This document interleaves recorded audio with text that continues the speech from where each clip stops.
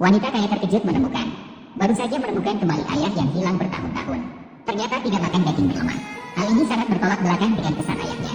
Dia tidak bisa tidak meragukan apakah ayah ini palsu. Karena dia jelas ingat ayahnya tidak bisa menolak daging berlemak. Dan saat dia merasa ragu, ayahnya yang sebenarnya alergi terhadap cabai dan ayam, tiba-tiba dengan lahap memakan ayam pedas. Sampai saat ini dia hampir yakin bahwa ayah di depannya adalah palsu. Ternyata saat dia berusia 6 tahun, dia kehilangan ibunya. Ayahnya dengan gigih membesarkannya, bahkan untuk biaya sekolahnya, rela menjual barang bekas di jalanan. Dan itulah perilakunya yang menyebabkan gadis itu di sekolah menjadi sasaran pandangan dan ejekan teman sekelas. Mereka bahkan memberi gadis itu julukan sampah kecil, gadis yang tidak punya tempat untuk melampiaskan kemarahannya. Semua kesalahan diarahkan kepada ayahnya. Merasa semua yang dia alami adalah karena ketidakmampuan ayahnya. Melihat putrinya yang dulunya manis berubah menjadi begitu marah, ayah juga memahami kondisi putrinya di sekolah. Maka dia menghibur putrinya dengan mengatakan dia akan pergi ke sekolah keesokan harinya untuk meminta keadilan untuknya. Namun ucapan ini malah mendapat tamparan keras dari putrinya dan merobek satu-satunya foto bersama ayahnya.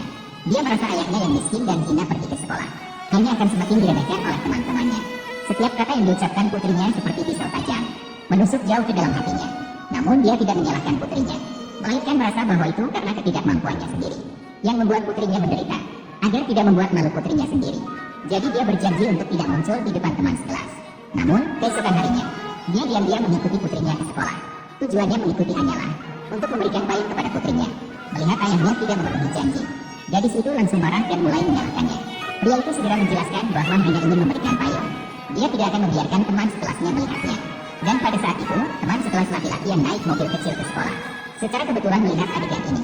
Dia keluar dari jendela dan mengolok-olok gadis itu dengan ejekan yang kejam. Hal ini membuat gadis semakin membenci ayahnya. Penipu! Aku tidak mau kamu menjadi ayahku lagi.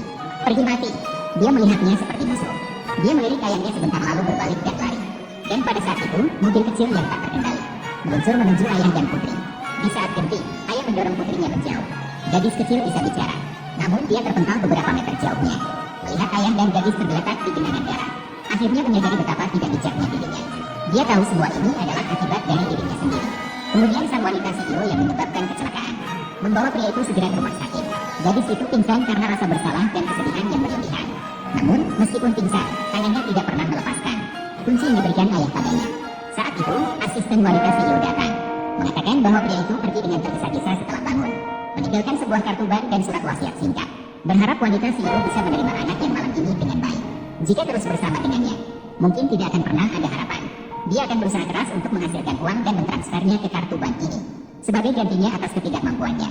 Tindakan terakhir yang dilakukan ayah untuk putrinya. Pada saat itu, gadis yang pingsan juga terbangun. Namun sayangnya, karena rasa bersalah dan kesedihan yang berbagai macam menghantam jiwa kecilnya berulang kali, menyebabkan dia menderita amnesia selektif yang parah. Bahkan tidak bisa mengingat wajah ayahnya sama sekali. Kalau tidak bisa diingat, ya tidak usah dipikirkan. Kemudian, menjaga keluarga adalah rumahmu. Aku adalah ibumu. Dengan begitu, gadis itu menjadi putri angkat dari CEO. Waktu berlalu begitu cepat, dalam sekejap sudah 18 tahun. Gadis itu telah tumbuh dewasa dan menikah serta memiliki anak. CEO yang tidak memiliki keturunan mewariskan seluruh kekayaannya. Semuanya diwariskan kepada gadis itu. Namun semua itu tidak bisa membuat gadis itu merasa bahagia sedikit pun. Kenangan gadis itu terhadap ayahnya saat kecil membuat hatinya setiap hari merasa sedih seperti ribuan semut menggigit. Dan kunci yang ditinggalkan ayahnya untuknya seperti sebilah pisau, meskipun menusuk hati, tapi bisa membuat senyum tipis terukir di bibirnya. Dia selalu berhayal setiap saat bisa bertemu kembali dengan ayahnya dan meminta maaf sambil bersujud untuk memenuhi kewajiban.